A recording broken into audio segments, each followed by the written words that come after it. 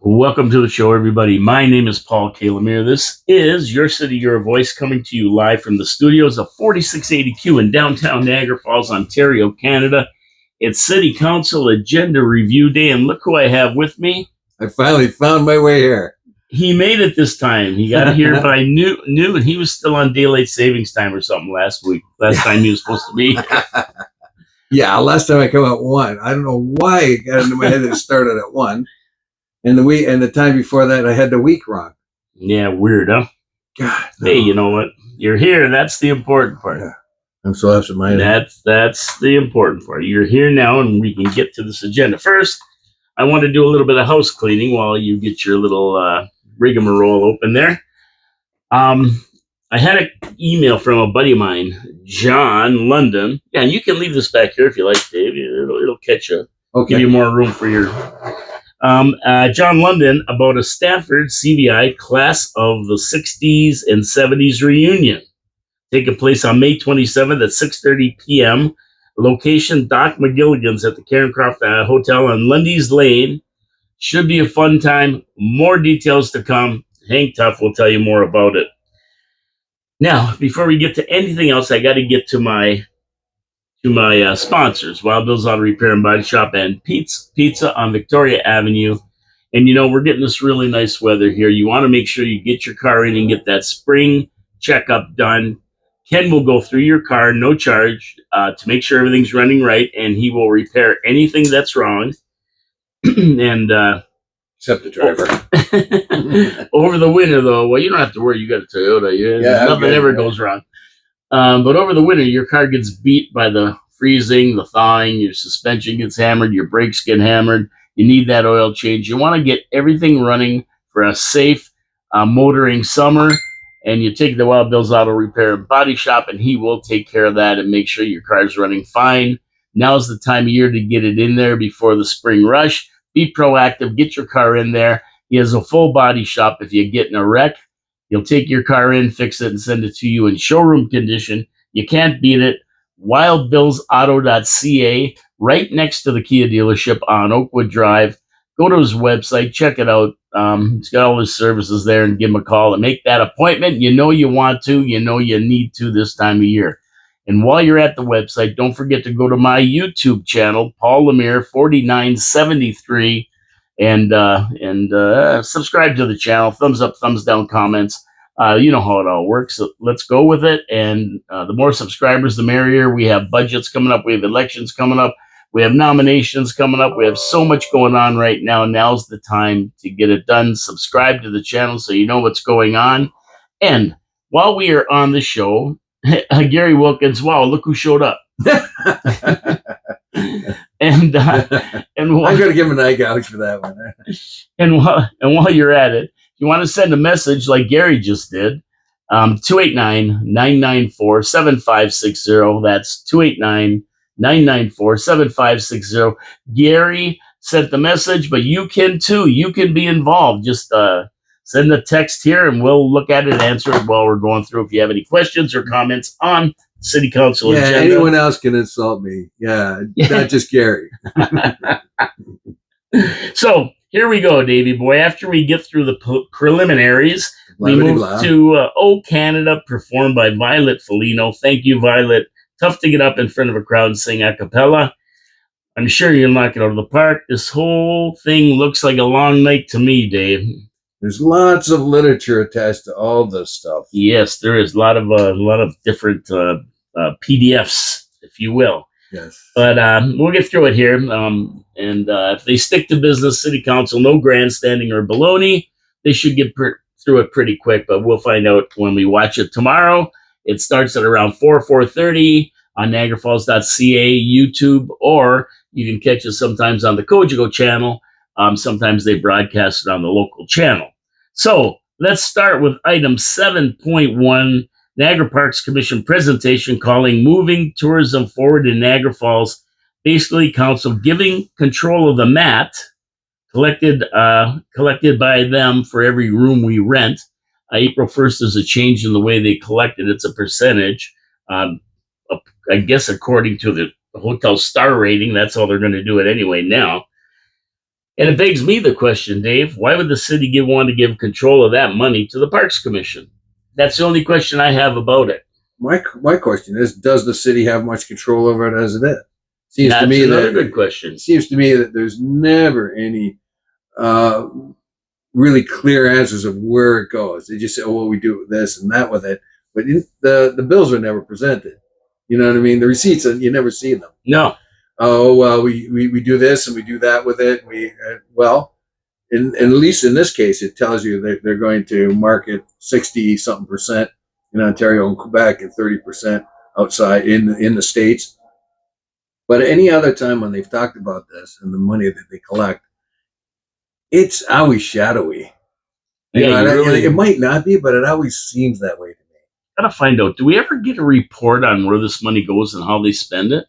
Well, I've never seen one of you. No, and people have asked for it too. Well, where does it go? Oh, never mind. We're doing what we have to do. And when people complain about, well, should you really be charging this? Is it fair? Is it whatever? And they just say, well, it's too bad. You gotta. But the Ontario government once said that it is a tax that you do not have to pay if you don't want to. Well, not the MAT. The MAT is a bylaw. It's got to be paid, and it's a fee for every room they rent in Niagara Falls. The other one is the tax that they put on everything, which is illegal. They really shouldn't be doing it. You can ask for it to be removed, but this one here is an actual. That's the accommodation tax. Yeah. Yeah, that's the MAT, the bylaw. It's a bylaw. They have to charge it, and they have to submit it to the city. But now it looks like the Parks Commission is going to go to the Parks Commission to administer for 2026-27 anyway. Yeah, I read it. So why? And then I have the same question. Why? Like, are they going to do anything better with it? I don't know. Are they going to reveal where the money goes better? I don't know. Are they going to be more accountable? There should be a good discussion about this because there always is when it comes to this MAT, this tax. So we'll see what they have to say. But I had just those questions on it, and I guess we're going to get some answers tomorrow night. The Niagara Parks Commission does its own marketing anyway, right? So I would imagine the city of Niagara Falls would, but maybe they're more efficient. The Niagara Parks is more efficient, and instead of having them market themselves and market in the city, who knows? We'll see what the arguments are, though. That'd be interesting. It'd be interesting. Item 7.2, Resident Val Gusiev will address the council regarding the private use of fireworks. And to be honest with you, this can't come soon enough because they okayed this Dolly Wall or whatever that celebration is to blow off fireworks. Yeah, I remember Councillor Patel made a motion and they okayed it. And then ever since then, these guys blow off fireworks for a week. It isn't just like one night. It's for a week at 2 a.m. I don't know if these guys work or what do they do, because I'm not up at 2 a.m. until they start blowing off the fireworks. Yeah. And they're going all night. I'm telling you, there's been so many complaints about it. Well, one guy in my neighborhood went on and on and on. Yeah. It's out of control. And Dave, what happens, right? Dolly Wall gets it. The Indians get it, right? And then some other group gets it, and some other group gets it. And before you know it, there's Scotsmen in your corner playing bagpipes all night long. Yeah. So I endorse this ban. We'll see how it plays out. And this guy is talking about it too. So I can't wait to hear his arguments and see what he says. It'll be interesting. But if you want relief, this might be something you watch. Item 7.2. Well, he's got a take on it. He's presenting public safety. Yeah. So it's not just the noise and the irritants; it's public safety. And you have to know that a lot of these amateurs who are putting out the fireworks, and they're doing it in their own yards, close to their neighbors. In my neighborhood's case, which I don't really mind. Well, I don't have to get up in the morning, but I imagine what their neighbors are feeling like when these things are blasting off like feet away from them. Well, it's crazy. And they're fire, so they could cause damage. So the safety thing is an angle over and above the noise thing. But together, they probably will come up with some kind of solution. I think they'll have to defer it anyway to see what is legal and not legal and all that other stuff. They have a bylaw. You can only blow them off on Canada Day. and that was changed by this motion. But now, like they got to end it, put it into it. Just Canada Day. This is Canada. Yes. Blow them off on Canada Day, Yes, and yes. that's it. Never mind all these other celebrations. It's a secular holiday, Canada Day. So I'm not big on religious holidays. Secular holiday, it's Canada Day. Yes, that's good. It's for Canada and Canadians. Indeed. Item 8.1, 7525 Garner Road, staff recommendation. Now, is there anything between 7.2 and 8.1? I don't think so, but there could be. No, not on mine here. Item 8.1, 7525 Garner Road, staff recommendation. Council approved the amendments. The applicant wants to build 3 blocks containing 51 stacked townhouses. This address is on Garner Road, south of McLeod. It appears to be fine for the bill with plenty of mature trees on the property. I see no issues, and it should be approved as recommended, but there are some concerns, Davey. There are plenty of concerns. Walker Industries does not anticipate noise that will be not in compliance with noise levels at their Brown Road site, and would like that to be noted in all offers and agreements of purchase or sale and lease. So what they're saying is, we're going to make noise. We have trucks, we have all kinds of vehicles and equipment. It's going to make noise. So we want you to inform anybody who buys there that, this is a possibility. And not of course, only did they do that, they actually identified the sound level as more than 55 decibel at window pane level. Yeah. At window pane level. So forewarned if you're going to buy that. And also, SciTech solicitors have once again voiced their concerns over height allowances, maximum 3 stories, and the impact of the development on Thompson Creek, which is somehow owned by SciTech. That surprised me. Yeah. How could they own a creek? I thought all waterways were open to all. Yep. They also have advised that the quality and quantity of the water going into the creek from these lands be equal to what it was before the build was finished, because they must use it for cooling or for something in their industry. That's why they must have bought it. Yeah, back when you could buy a creek, I guess. And they're really worried about, when you build these buildings, that the runoff won't be like it would be on natural ground.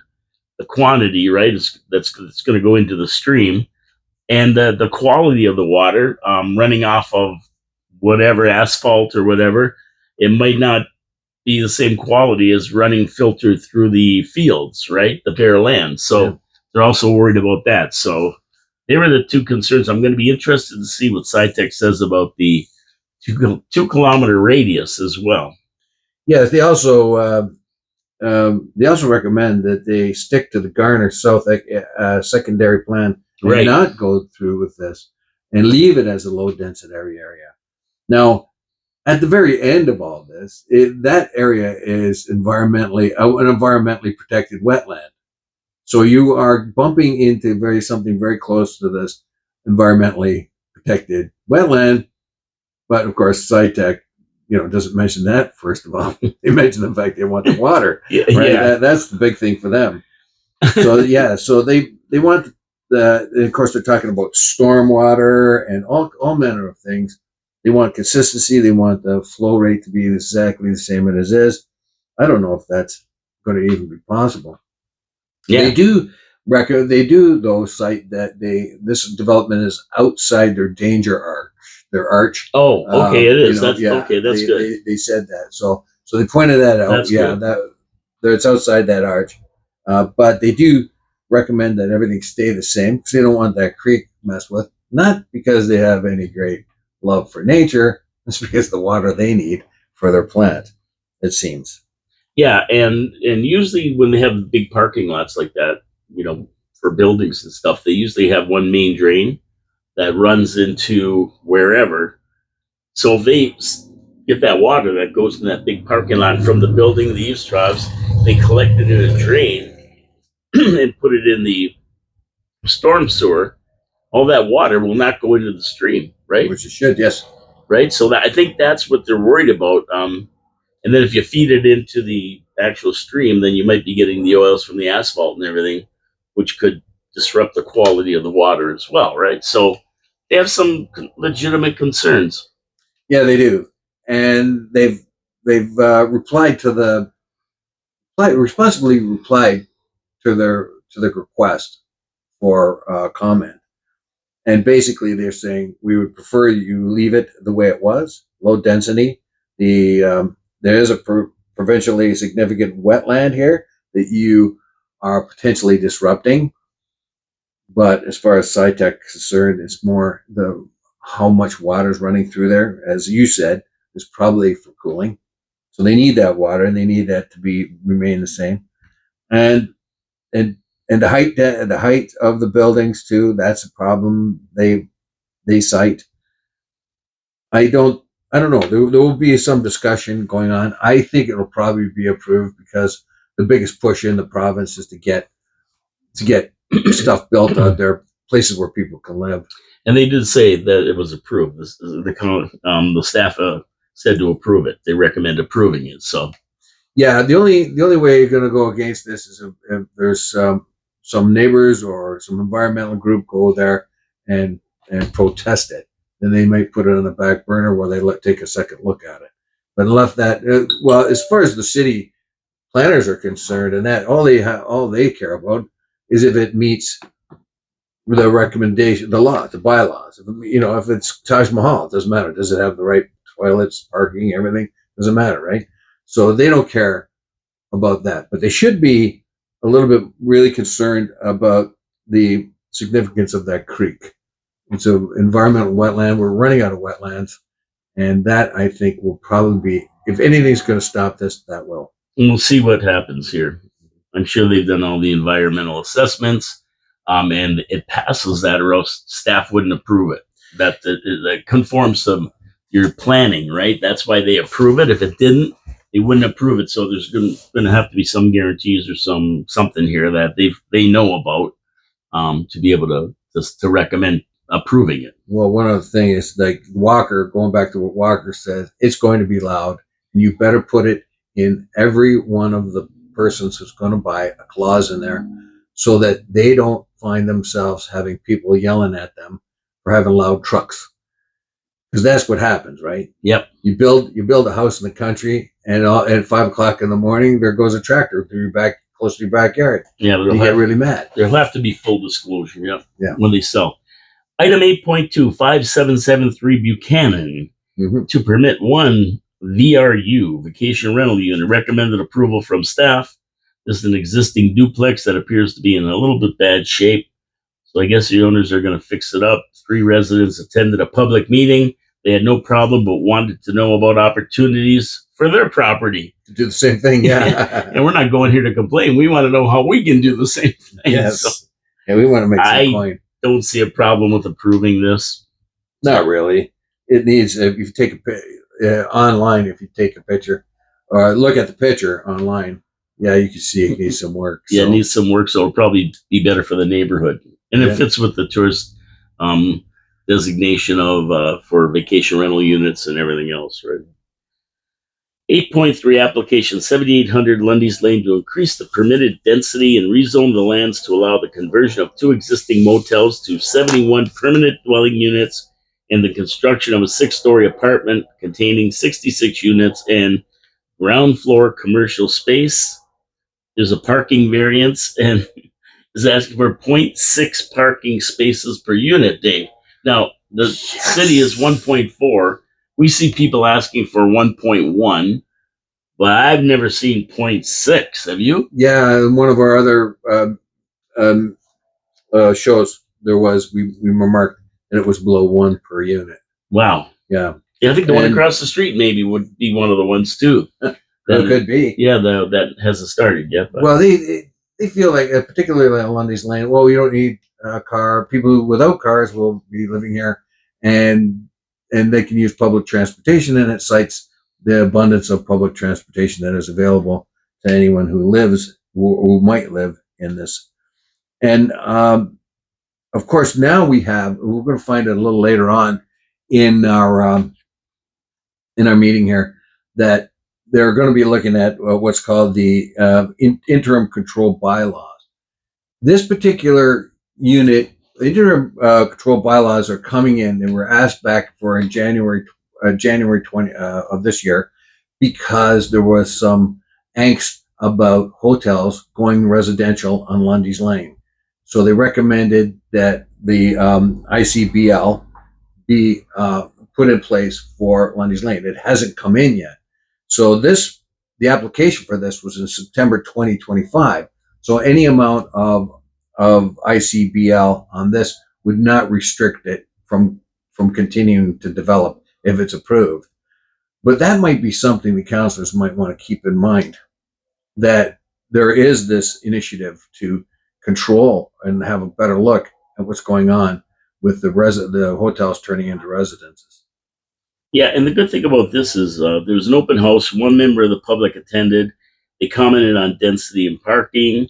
It doesn't look like there will be affordable, attainable units as they are, or it looks like there's going to be affordable and attainable units, as they say, primarily studio apartments with some 1, 2, and 3 bedroom units. In the conversion of the motel section, the 6-story building will have 55 or 66 units, and with a mix of studio and 1 bedroom units, all being touted as affordable for low to moderate income households. And it will also add commercial units to the ground floor. So if this is the case, that's pretty good, because we need more of that, right? Yeah, well, the commercial space on the you can understand that on the ground level, because you can have restaurants and things like that to match what's already up on Lundy's Lane at that point. But the amount of studio apartments is the thing that bothers me. They may or may not be affordable. Are they going to be as affordable as they should be as being studio? Now it says the bulk of this development is attainable, meaning the average person should be able to afford it. But the bulk of it is very small units, so it's not really family oriented. There's a couple of 1 and 2 room apartments here, but not a whole lot.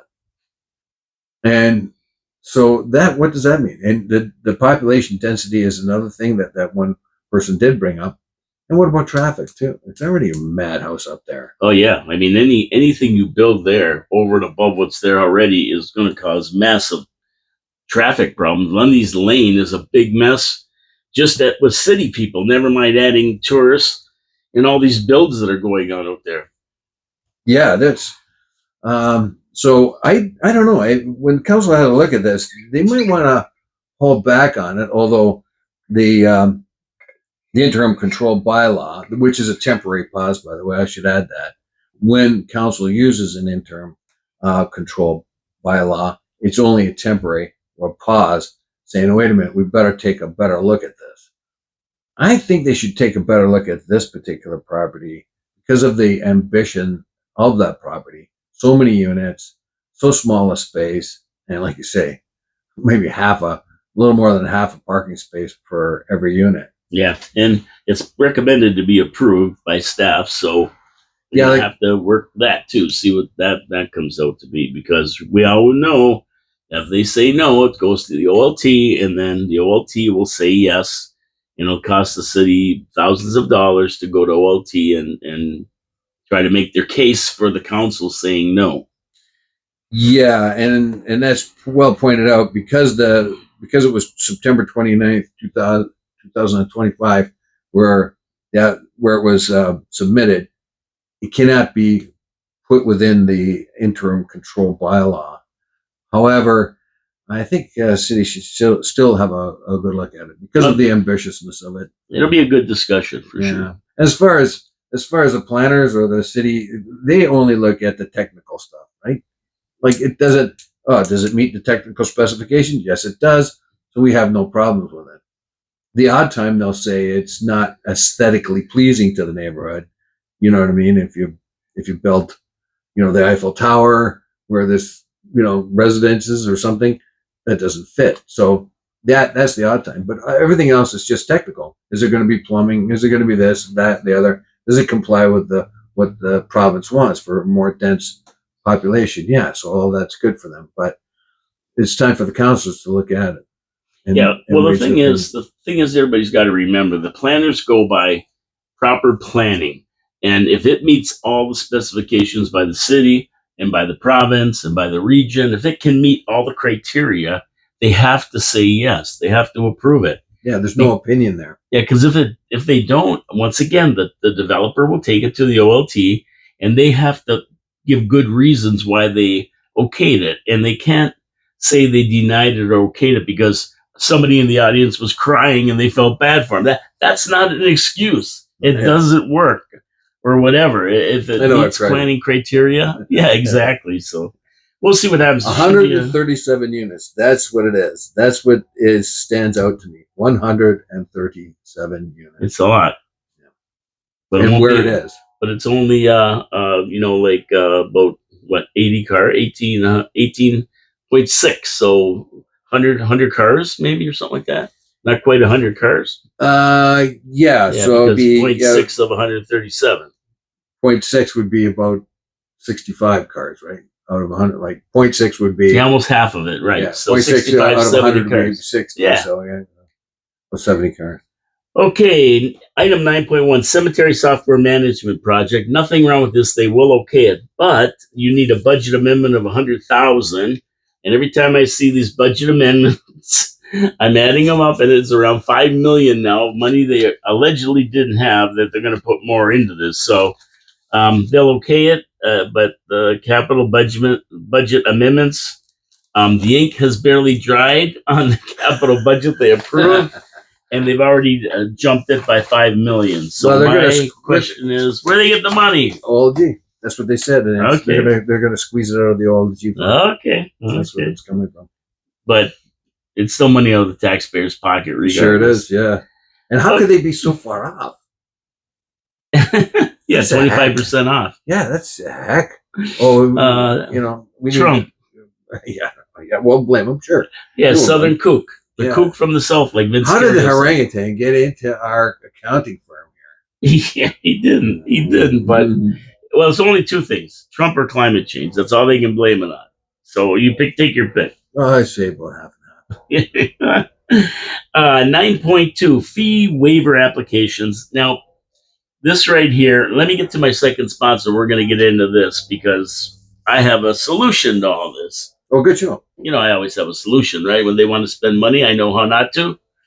Well, you know what? But I'm not Scotch. No, but you know what? They have listened to you on occasion because now they have the in-camera meeting before the regular meeting. Yeah. This guy down there across from the meteor crater. Yeah. Hey, I got to get to my second sponsor, Pete's Pizza on Victoria Avenue. Now, one thing I like is a great pizza, but a lot of pizzas aren't consistent. You get it one time, it's good. Next time, it's bad. So I shy away from places that can't get it right. Pete's Pizza gets it right. And you know why? Because they use a family recipe from the Mancini's that's been around for 41 years, tried, true, tested. They know what they're doing with it. You throw the sauce on the Mancini family recipe crust. You add some nice Saputo and brick blend of cheese on there. You put it in the right ratio with the sauce, and you automatically got a winner. You cook it just right. Now, when you add fresh toppings, it's even better. It makes it all the better. That's why they're so good at Pete's Pizza, and they're not a one-trick pony. Fantastic wings, fantastic steak and cheese poutine, fantastic steak sandwiches, fantastic panzerotti, beautiful chicken parm sandwiches. I get hungry just talking about it. 905-374-2222 is how you contact them, or you go to their website, petespizzavictoria.ca. You can order right off the website. They have the menu right on there. They opened a new location for the northwest part of the city of Niagara Falls, right down on the corner of Thorold Stone and Kaler Road. You can't lose when you get a pizza from Pete's Pizza, Victoria Avenue and Thorold Stone and Kaler. You got to get a pizza today. They use all the delivery services: Skip, Jump, Dash, Dine, Flubber, Flabber, whatever they are called nowadays. They use them all, so you can get your pizza hot and fresh. Order yours today. Thank you for supporting our sponsors and every small business in Niagara Falls. Right, Dave? Right on. We should support the businesses in Niagara Falls. Definitely. Okay. Wheels endorsed. One. Here's the expenditures, but and I'm the pizza. I'm gonna go through real quick. I'm gonna go through these quick, and I'm gonna tell you what I think they should do. Right. KFC free throw basketball, $212 they want. to waive the fees. Birchway Book Riot, they want $11,945.29 Whew. to waive costs of ice rental at the Gale Center. Stafford Center Volunteer Firefighters Association, Easter egg hunt, they want $3,357 to waive the cost of staffing and painting or the parking lot. Number 4, Krampus Fest, cat and monkey event. They want $356 waived because of road closures. Pasto Mental Health, $4,675, waive the cost of facility rental at McBain Center. Cruising the Queue, $4,983.05 for closing the road all summer on Tuesday nights. Coldest night of the year, $226. Special event permit waived. Recharge Caregiver Group, waive cost of McBain rental fee, rental room fee, $2,419.80. Falls Manor YWCA property renovations, $25,470.90 to waive municipal fees for permits and applications. 2026 Victim Services Niagara Police versus Fire Charity Softball Event, $115 to waive fee for Oaks Park. And finally, number 11, Streets on Fire Car Show, $282.50 to waive the park and parking lot fees at the Chippewa Lions Club. Total ask $63,671.94, which is about $12,000 over what was budgeted for city council to spend on these events. That will blow the budget for the year, although they're supposed to review it every 3 months or 4 months. That'll blow the budget for the year, and they'll be $12,000 short. Well, you know what? I missed one because I got 63,389. So Yeah, I must have missed one. Number 11, that car show, was the one you probably missed because I missed it. It was an addition. Oh, okay. So, yeah. Dave, these are fees that are like grants type of thing. They just give the money away. So here's what my thing is, right? What I would do is all the smaller numbers, just say no. And all the bigger numbers, what I would do is say, here's our new plan to do this. For the next 3 years, we are going to take off 1/3 of the cost. We're gonna take off 1/3 of the cost. So if it's 10,000, we're gonna take off 3,000. You pay 7. Next year it'll be 6,000, and you pay 4,000. And then the next year it's 0, and you pay it all. See, I think that we have to start weaning these groups off of the actual sponsorships and grants and for events because taxpayers can't afford it. Well, I would have a good hard look at a lot of this to see what's actually charity. You know, like the Birchway thing, maybe a couple other things. Well, the YWCA is YWCA. They're all charities. Yeah, they're charities. So charitable events. When you and they have learned this to be expected. This is being expected. They have been throughout the years. It's very, very clear that everybody expects these breaks, right? And it's just a matter of rubber stamping them. So if you really want to start cutting off this sort of exclusion of fee, then you're going to have to sort of study each one of those and see which one is worth having. That is it. What is going to benefit the city the most?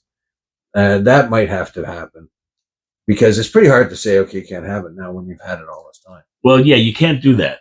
And that's why I say you have to have a 3 or 4 year plan to wean them off. Yeah. You give them 25% this year, 25% less next year, 25%, and then 25% they're down to 0. And in the meantime, it gives them time to actually go out and find sponsors that can supplement the funds that the city's giving them. Well, it's a lot of the stuff like anyway, they're looking for stuff for our charities, and I don't know. It's a tough one, but yeah, you're looking at $64,000 there. You know, why should the taxpayer pay for it? If we did it on a referendum, what would the taxpayer say? You'd have a diverse set of opinions on that, particularly now when everybody sees themselves under the gun. Exactly. Do they really? Exactly. I mean, if you're wealthy and prosperous, yeah, you give money away. But when things are, things are tight, you might not want to. So that's why I would say examine each one of those to see which is the most worthy, and then axe the rest of them. Yep, and we'll see how City Council handles this because every year they have a big discussion about it. But 9 times out of 10 they'll just vote to give it to them, and then they'll throw in another 12 grand to make sure everybody gets it, but they don't have to. Like the Penguin said, you can approve it all, you can approve parts of it, or you can approve none of it. So they can go anywhere from 0 to the 63,000, whatever they deem they want to do. So it's not written in stone they have to give our money away to these groups. Now, Peter Giblett told me he's going to phone in, and I don't know if he has or not. Well, he Has can't. he He tried won't it? be able to get on. He won't get on the. He'll be on the radio, but he won't be on the video. Yeah. Nobody will hear him. Oh, yeah. If Well, he's going to call in, I'd have to set up with a set of headphones. well, I think he was just going to ask a question for us. Oh, he could just text us. Yeah, I hope. Best bet I was is kind of text. expecting he would, but Okay. So anyway, we'll see what they say about that one. Item 9.4, control bylaw to limit motel conversions on Lundy's Lane. So there we go. we see somebody applying to convert the motel to housing, and then we have a control bylaw to limit that kind of stuff. So I don't really understand personally why they need to be controlled. Some of these motels are in pretty rough shape. A refurbishment and conversion to affordable apartments, condos would be way better than what's going on there now. A lot of times they have people in there that are less than savorable. Say savory? What do you say that? How do you say that? I like savorable. Savorable, yeah. I made that word up, I think. That's a good one, though. I like that. So That's an unsavorable character. but anyway, most owners on that end of the city anymore, on Lundy's Lane and that area, cannot survive on tourists because they flock down by the falls, closer to where the action is, and that's why they're all having problems making a buck and keeping afloat as it is now. And it's kind of a natural progression for that end of the lane.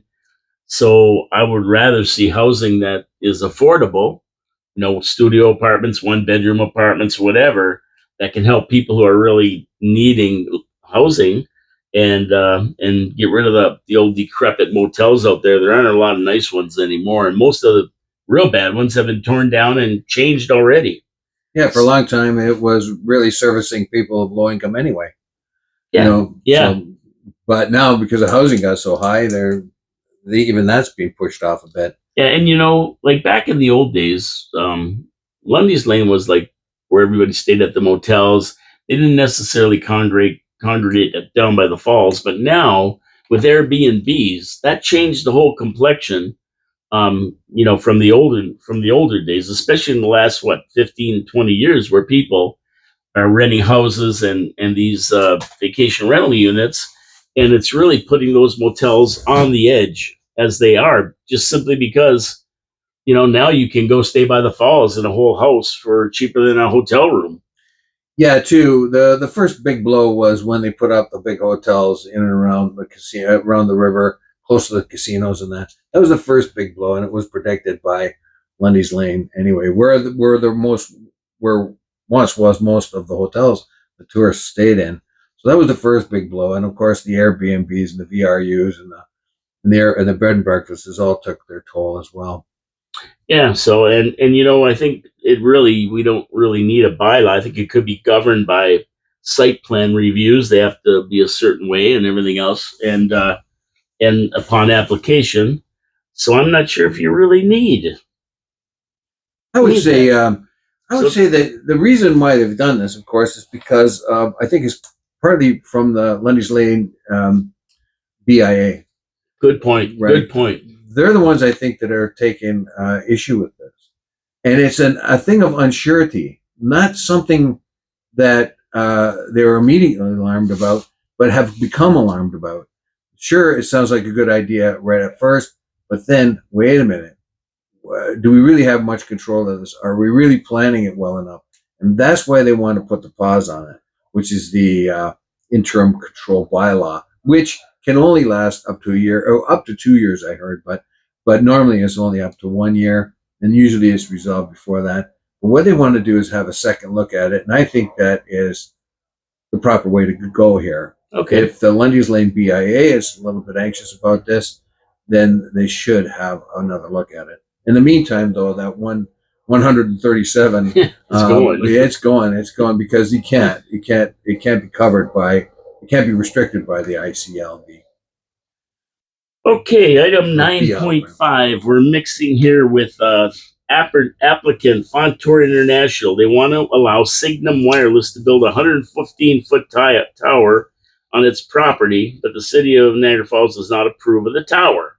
Why don't they approve of this new tower? Because they have a policy that other available towers, in this case, the Metrolinx tower at the city municipal service to the south, could be used to house the cell equipment, thus relieving the congestion of towers in one area. And of course, Metrolinx would love to see another tower and get rent for that other tower. Signum would love to build their own, and whoever's property that's on would get the rent for the tower. Yep, they pay rent, these guys, right? Mm-hmm. The applicant has not investigated co-location with Metrolinx, so is being advised by staff to deny the build and advise ICED, Innovation, Science, and Economic Development Canada, that they do not support this build. Yes, they don't want a whole lot of antennas. They want multi-use antennas, one or two multi-use antennas, where a bunch of different companies use them. I don't know who's right here. I don't know the needs, the telecommunication needs of Niagara Falls, and I would like to know if they're going to come and argue this. This would be interesting if they would. Yeah, this is going to be a fun discussion here, because there are going to be lots of technical terms thrown about, and I'm pretty sure a lot of our counselors will just kind of pretend to understand what they're talking about. Oh, and they'll nod their head. Oh, yeah, I get that. If the cell tower is triangular, it's better. Item 9.6, regulations for standalone trailer law to allow no more than one trailer or RV, boat, for example, at a time to be on a residential property. And I say it's about time. I've seen these guys that have boats and trailers on their front lawn. I've seen a lot of different things. And there's got to be some way to control this for the neighbors, Guys have got a construction trailer because they're in construction. They got a boat. They got another trailer that houses their ATVs, another one for the skidoos. There's trailers and things all over the place. Half of them are parked on the road all the time because they can't fit everything in their driveway. And it becomes crazy. So I kind of like this bylaw. I kind of like it. If you have that many people, relatives that are freeloading off you, build little sheds for them. Just like bubbles. Get a bigger property where you can hose all your toys. Well, I would say that, this is a long time coming, though. I mean, this was an issue for me back in Ontario Avenue, back in, I don't know when it was. It was the 90s, I think it was. 1932. Yeah, well, the house was built in 1913, but this was an issue. The issue was in the 1990s, where a couple neighbors had like that huge amounts of stuff, more trailers full of junk, a couple of trucks that they think they're going to fix but never get around to it. Yeah, that kind of thing. And so yeah, I think it's a good idea. I don't know where. I hope they've explored the legality of this, because it was a difficult issue in years past to get bylaw to be effective on anything like that. Yeah, we'll see what they say about that one. I just found that kind of interesting because it affects everybody, especially neighbors who have somebody who has all this stuff sitting in their driveway, right? Item 10.2. Now, check this out if you want to see what the taxpayers are on the hook for in 2025 in counselor salaries and benefits. Committee of Adjustment Costs in Niagara Falls Hydro Holding Corporation, compensation to counselors, so we get their salaries and all that. And attachment number 1 is individual counselor salaries, committee money, and benefits.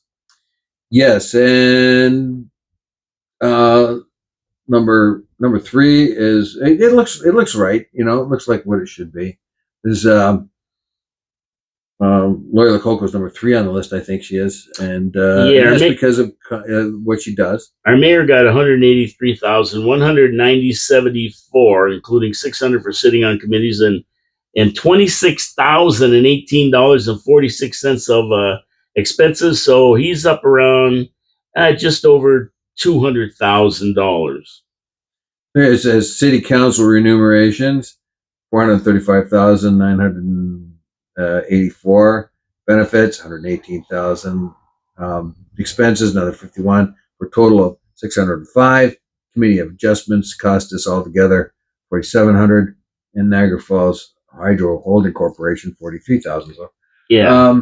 yeah, it's interesting to look at because, yeah, it's a good thing to know how your money is being spent. And who's getting our highest paid counselor, including benefits and committees, was Counselor Lococo at $50,908.32, and that includes $37.50 from sitting on different committees and $6,475 of expenses.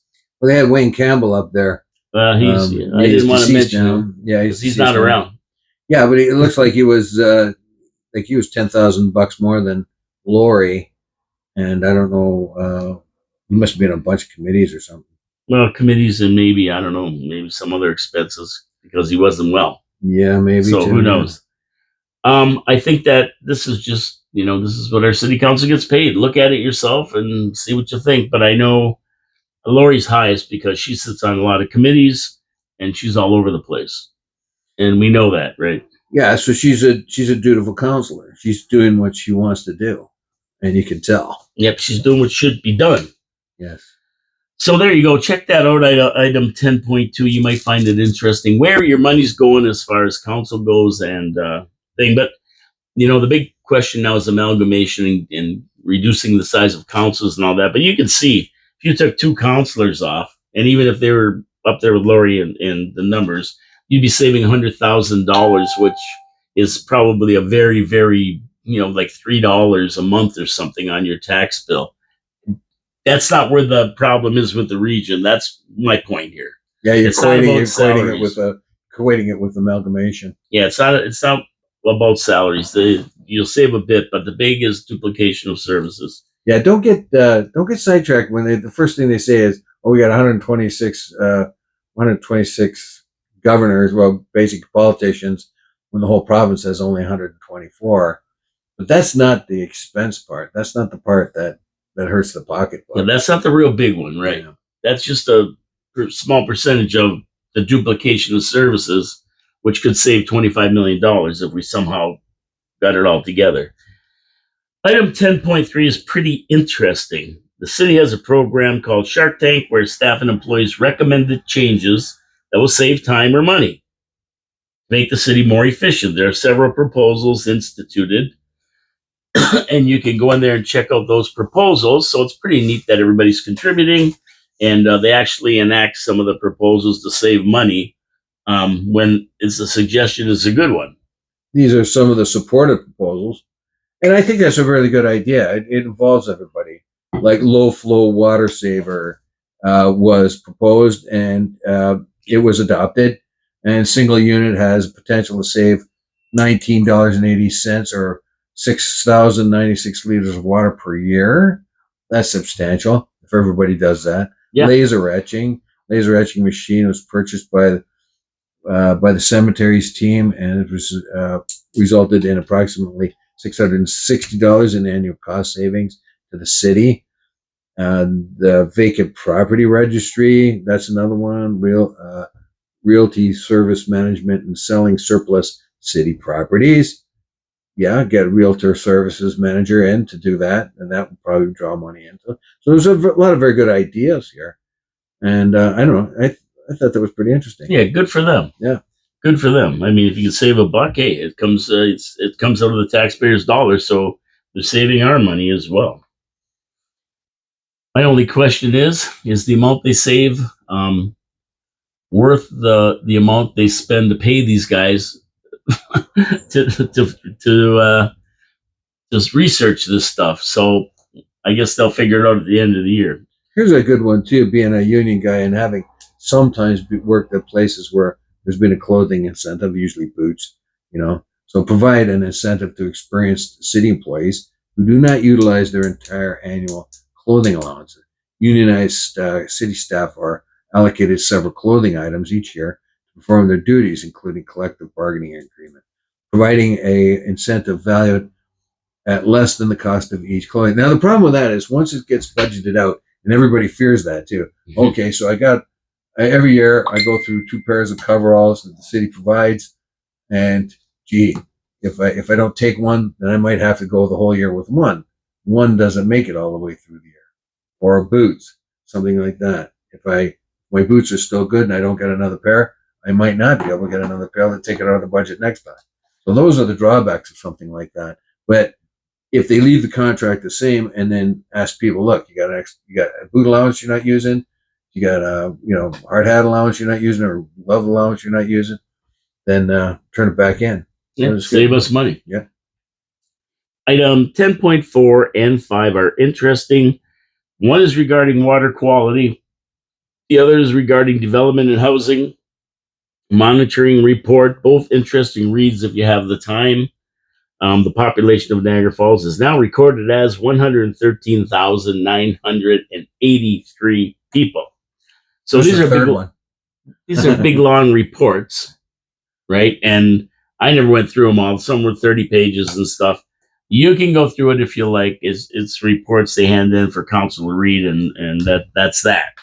But the water quality one is interesting because you want good water in the city. You can see exactly where they're at with it, Yes. and that's nice to know.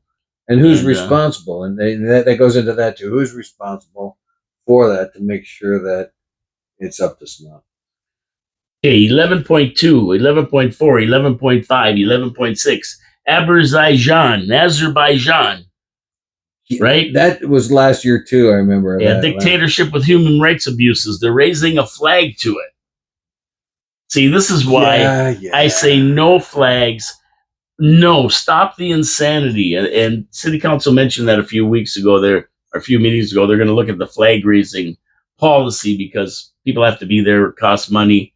And not only that, you get into geopolitical arguments about stuff. And this Azerbaijan one really bugs me. If they looked it up, they'd know this is not something that they really should be raising a flag to.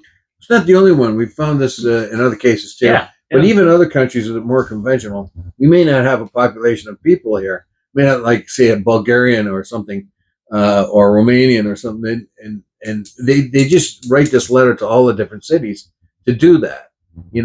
If we had an Azerbaijan, an Azerian minority here in the city, and it had a very prominent face to it, I would like to listen to their arguments. But this is just a general throw it out everywhere and put the Azerbaijan flag up. And we do know, geopolitically right now, Azerbaijan is supporting Iran and sometimes supporting Russia. At the same time, it's supporting Israel with its oil supplies. Israel gets 60% out of it. There is a mess when it comes to Azerbaijan. It is a mostly Shia nation, I believe, Shia Muslim nation, but it's totally corrupt from top to bottom. And they are in massive fights with the, who am I thinking of? I've got lost it. The third state that ever was Christianized, or was it the first? It's just lost it. I don't know. Anyway, yeah, it'll come to me. But we do have a population of that ethnic group. Like, it's lost in my head, and they might object to that very much because they're always at war with them, particularly in that area of Nagorno-Karabakh. I'm bad with my. So why get into geopolitics? Yeah. Don't raise any flags. That's it. Niagara Transit reports. Check it out. It goes into ridership for Q4 of 2025. Item 12.8. Item Niagara Transit Commission. Niagara Transit electrification of city buses. Not a lot of sense to be made from this, or Armenians. And savings from operational costs of $6 million. Capital costs increase $104 million. That doesn't make sense to me. I don't know why they don't do it. John Ringo Beam says, let somebody else experiment with them, and then when they find out it works, then use it. But they don't even tell you about infrastructure repairs because the increased weight of these buses, almost 5 tons, wears out the streets faster than a regular bus. And our roads are already in bad shape. Having electric buses that weigh that much running up and down them is going to be even worse on them. Well, you know what? I was in Portugal and they had all kinds of electric buses, all kinds. Maybe their streets are made from. They're made of dirt anyway. No, No, they're they're all paved. concrete. They're all paved streets in the Yeah. city. Yeah, they have. Of course, they have electric trolleys to go up and down the hills, but a lot of their buses are electric, and so I mean they're used fully over there. Well, the electrics are different though because the electrics don't have the batteries. So I'm talking about they have batteries and electric. Yeah, if they have So they had- batteries, that's where the weight comes in. So they had the big battery buses, and they worked fine. They're pretty smooth too. So I hope they discuss this a bit because the higher purchase price, the longevity of the batteries, especially in our climate, the charging infrastructure, the wear and tear on roads. Some roads and bridges may not even allow them buses to use them because they're heavy. And The weight distribution is good enough. They distribute the weight. So rather than having the diesel motor all in one spot where most of the weight is, I think they distribute the weight of the batteries. and there are these negatives to it, and I don't know. I don't know what they're going to decide with this and I the thought it cost was- of them. I thought it was really interesting the way some of it was formed there. They're talking about adapting some of the battery ones just long enough until the hydrogen cells come out and they become a viable alternative. Because if you do manage to be able to produce enough hydrogen, oh, that's it. That's your energy needs gone forever. But it's producing it is the hard part. That's my last one. Did you have anything that I missed in between, or did we cover most of the? We covered most of it. There were some of these communications from the town of Englehart during Olmers and stuff. It would be pretty interesting, maybe to some of the staff that work at City Hall. They should be cognizant of some of these things. Yes, exactly. And there was the voting machines and a few other incidentals. The motions by Mona Patel and Cario and all that. I didn't think they were too important. But No. As a matter of fact, Gary Wilkins says, "Wow, look who showed up." And he's talking about you. yeah. I have to ask Mona Patel asked for a Dodge team. Gary asked Mona Doge. Patel to put a motion together for a Doge team. Whatever happened to that motion? That's what he wants to know. I have no idea. I have no idea. I have no Maybe idea. they don't want a Department of Government Efficiency. It doesn't look like they want it to me. But hey, that's just me. This is just for entertainment purposes, right? Yeah, the other thing I would like to point out, like for instance, Welland and the town of Lincoln have discussed the governance that we were talking about, the amalgamation. So they're setting up. They have received the region itself to plans to go ahead with at least discussions on the matter. Yes. So no matter how much you want to deride Mr. Gale, and I don't think he is probably the most tactful person in the world, he did get the discussion going. Yeah, and Niagara Lake, I think Niagara Lake, maybe Welland and Pelham have applied. No, Niagara Lake and Welland have applied to reduce their councils, I believe, and Pelham, or they're gonna, and Pelham has already applied, something like that. There's three. I can't remember it. I had it on my other show. Now they could do it internally, but this close to the municipal election, it has to go through the province. Yes. So that's why it's even an issue in the paper, because they could go ahead and do that as a form of their government process, but because it's so close to that election, they have to get approval from the Yeah, and they've got to get it before May 1st, the approval, because if they don't, they won't be able to change the council because the nomination's open and people are going to be running for council. If they know there's two less seats, some might say, well, I don't have a chance. I'm not going to bother, you know? Yes. So they open like that. Okay, other than that, I'm done. We just have to wait for the meeting and see what everybody says about it.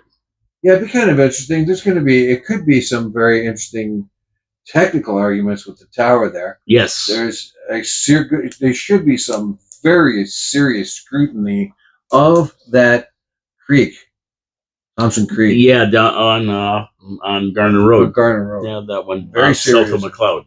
Now, that's going to be in two levels. Of course, it's going to have the private SciTech look at it. And we need that water. We need just as much as that we ever get from it. But there's this critical environmental thing that I think people are overlooking a little bit much. They mention it, but you're encroaching in that territory, right? You're beginning to, and we have very spare, in the city of Niagara Falls, we don't have as many wetlands as we used to. It's really good for the environment to have them. It's good for, transiting flocks of migratory birds, everything, you know what I mean? So we have to be very careful with that. Yeah, I think they're going to discuss the environmental aspects. I think they will because the NPCA gets involved with that, and the region and the province. I mean, there's a lot. So I'm sure they will address that. We'll see what they say. Yeah, I have a feeling that they should also, because of the noise, right? I'm glad that Walker says, "Oh, you better put it right here in their sales slip or whatever the contract. This is going to be one noisy place." Full disclosure. Full disclosure. Okay, so tomorrow's guest will be Al McKay. And speaking of governance, we're going to be talking about that. A big proponent of the group Property Taxpayers Alliance will be in to speak on amalgamation, where we are going as we head to the May 1st nomination date, and the regional council meeting last Thursday. Wednesdays, absolutely, as the Habs are on a roll, 5 wins in a row, and as the NHL regular season winds down and the playoff picture emerges. Thursday, Straight Talk Thursday with viewer comments and a wrap-up of the city council meeting and world news. And Friday is Good Friday. I am taking the day off on Good Friday, returning Monday, April 6th with Manic Monday. Dave also has a show in the morning, 7 in the morning, Talking Niagara with Peter Giblett. So if you are up at 7 in the morning, make sure you check out their show. They talk about a bevy of local and interesting world topics, kind of like what I do. Except they right. Discuss it, except they're right. they discuss it back and forth. Interesting show. I usually turn it on in the morning if I have time. I mean, I'm preparing my show, so sometimes I don't have time, but I usually do, and it's a good show, much like you would see here. Only there's 2 of them arguing rather than me arguing with myself. And I don't argue with myself a lot. I'm pretty well set by what I say. So anyway, anything else to say about Talking Niagara? Oh, nothing except that, yeah, we do local and world things, of course. And I think sometimes we may be, or I may be a little bit too opinionated, but aside from that, we try to sort out what really is the essential of the news. And nowadays, what I find is very, very difficult to get to the real core subject because of the way things are phrased and the way things are written. And it's really hard to sort through the chaff to get to the wheat. You got it right. It's always like that because you have so many, and especially with social media, because you have so many different opinions on stuff now, right? Yeah. So who's right, who's wrong? I guess the results are usually the judge at the end of the day. Yes, I find it more and more difficult to wade through the rubbish, both from the left and the right. They both textualize things in a certain way and use certain words, and luckily for me, I'm getting very used to it, and but still is hard to get to the real core of an issue sometimes. Anyway, I got to get out of here. Thanks for tuning in, everybody. Really appreciate it. Thank you to Dave Wheeler for coming in and running through this council agenda. Watch the council meeting tomorrow. It'll start around 4:30, somewhere in around there after they get out of their pizza and wing meeting. And then they get to the real business over here. And you can see it on niagarafalls.ca. You can see it on YouTube. And you can also see it on the Kojigo channel at the odd times that they actually carry the meeting. Have a great day, everybody. God bless you all. Talk to you tomorrow with Trash Talking Tuesday and Al McKay in the studio. Thank you very much. Take care. And don't forget to support our sponsors, Wild Bill's Auto Repair and Body Shop and Pete's Pizza on Victoria Avenue. Signing off. We'll see you later.